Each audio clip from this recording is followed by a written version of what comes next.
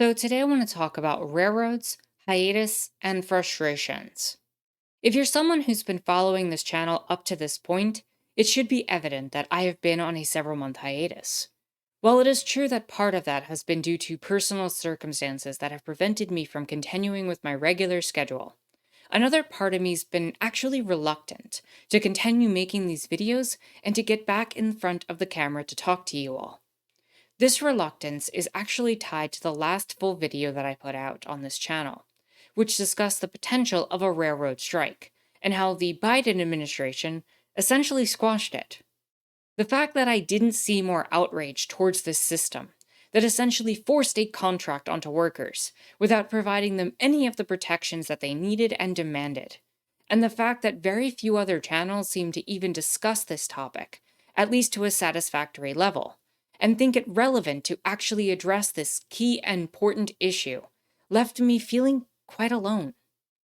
This loneliness made me question the entire point of why I was making videos in the first place, especially when I would look at these other channels and didn't see comrades discussing the plight of workers, or talking about the deregulation of the railroad industry, or even discussing the violence of the state imposing a contract onto workers.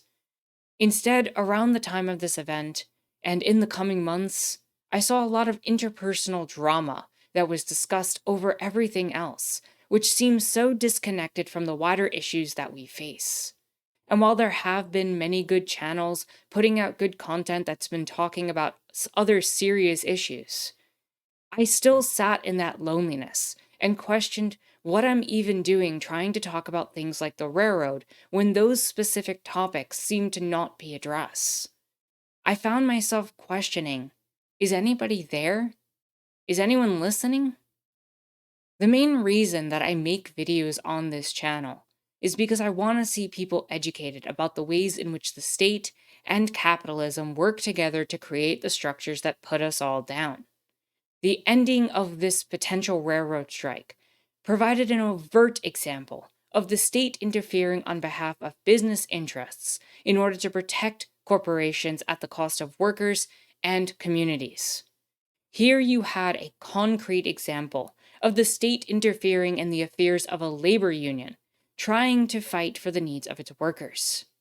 And here you had an example of corporate interests being upheld by Congress. Here you had an example of the mechanisms of government being used to back an industry that caused all of these problems in the first place, by firing 40,000 workers during the pandemic, by creating punitive working conditions under their so-called precision scheduled railroading. And all the while, they've been doing the same constant lobbying to make sure they stay as deregulated as possible, something that was only possible because the government allowed for it in the first place. In fact, the government is structured to allow it in the model that we see. And these railroad companies did not have to adhere to the safety standards that should be common sense and that workers have been fighting for a long time in order to protect themselves and their communities. Meanwhile, not 2 months later, we saw a direct outcome of what this type of deregulation does. In East Palestine, Ohio, we saw a train derailment that has caused untold medical harm to a local community that had to be temporarily evacuated. And we've seen environmental harm that will affect water, animals, land, and air quality for a significant amount of time. This disaster, like other derailments that have been happening, were preventable. And the truth is that most of this falls on the railroad companies. First and foremost, it should be noted that the railroad industry themselves get to determine the temperature thresholds on their own trains. None of this is regulated or oversighted, especially by the workers who have had to deal with all of these mechanisms themselves. The workers do not have control, and it's the workers who actually control the trains themselves and would therefore know the best way to handle things. Unfortunately, again, it's all left up to the companies and the industry to set the temperatures at which the train must be stopped before something like a derailment happens. The crew on the train in East Palestine, Ohio, operated under the industry's discretions and standards, and did everything correctly based on those standards. However, If we actually examine things and we had workers in control, or we had an industry that was actually regulated and examined with some sort of oversight, we may have seen a better outcome in East Palestine. Further, this train that derailed was not equipped with what is known as electronically controlled pneumatic brakes, or ECP brakes. These brakes have advantages over the conventional braking systems that we typically see, namely that it allows the brakes to be applied uniformly and instantaneously, which shortens the stopping distance and lowers the risk of something like derailment or some sort of coupling breakage from happening. Meanwhile, the conventional system can take somewhere in the range of 2 minutes for a brake application to fully take effect. At this point, ECP brakes should just be a standard, especially when hazardous materials are being carried. Unfortunately, this is not in the interest of these large corporations, like the railroad industry, and their Wall Street backers, because unfortunately, that would involve paying more money that they don't want to spend. And finally, we have to come back to this idea of precision scheduled railroading. Because the way that the railroad industry prioritizes the transfer of freight is by exploring the weight of individual cars rather than taking the balance of the train as a whole into account. So, by not looking at the entire balance of the entire train, you end up creating issues around the way that weight is placed, and as well as other factors that go into it, which will make a derailment all the more likely. And all of this comes back to the issue of workers having to fight for and unions constantly having to fight back against this industry in order to maintain safety standards. How so? Well, when we saw 40,000 workers fired, and the creation of this precision scheduled railroad system, and the increase in the length of train cars, all of these factors, in combination as well as many more, have actually led to the reduction of safety inspections. How? Well, less workers has meant that less people have been capable of noticing problems on the lines, which incidentally also means that there's less that the company has to fix immediately because less is noticed. And therefore, it operates as a cost cutting measure for the industry itself.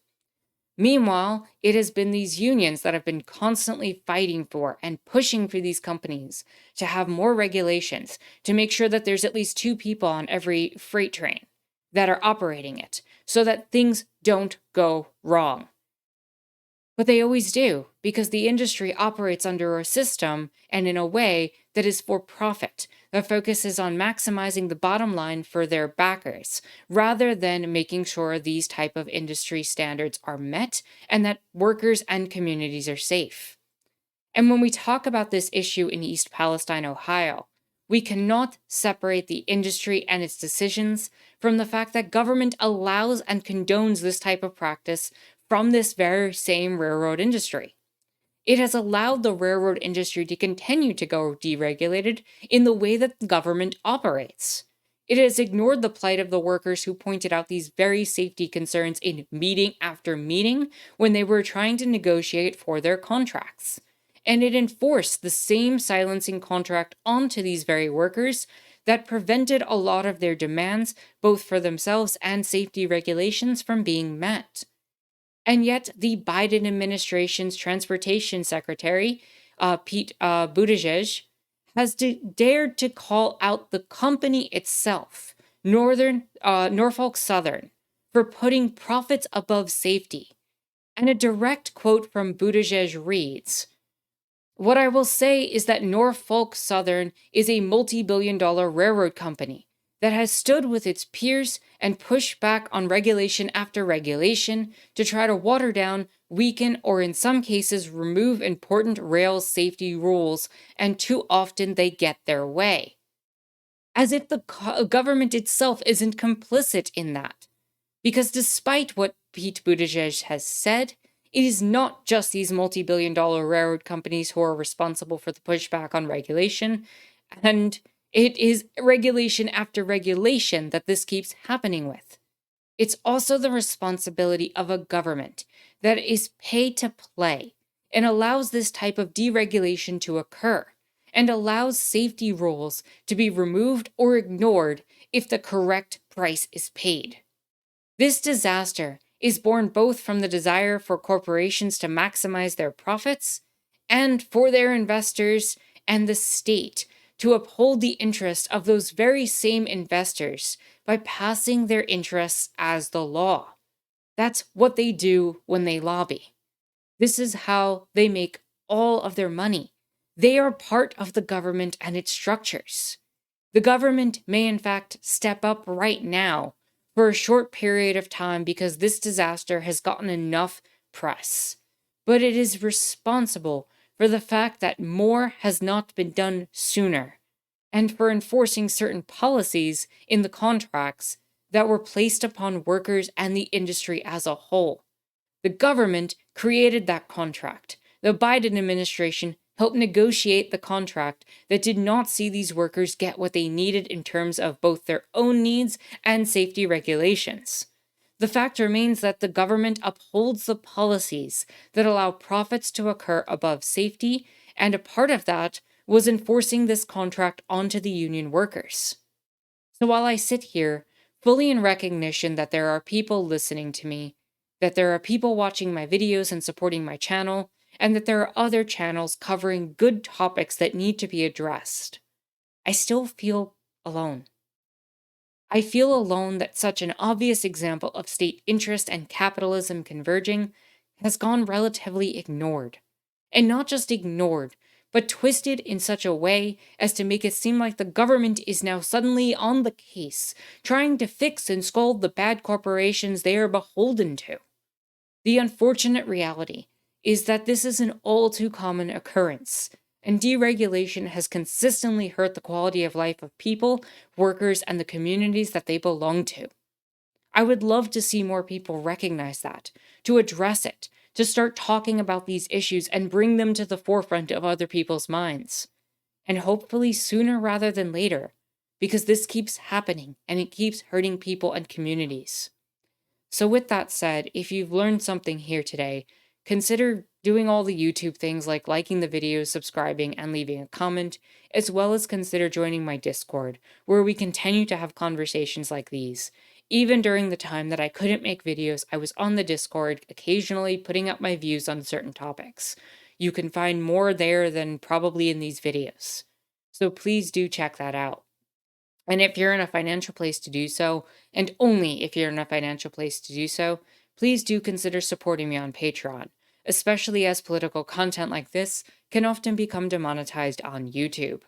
The links for everything that I mentioned are in the description down below.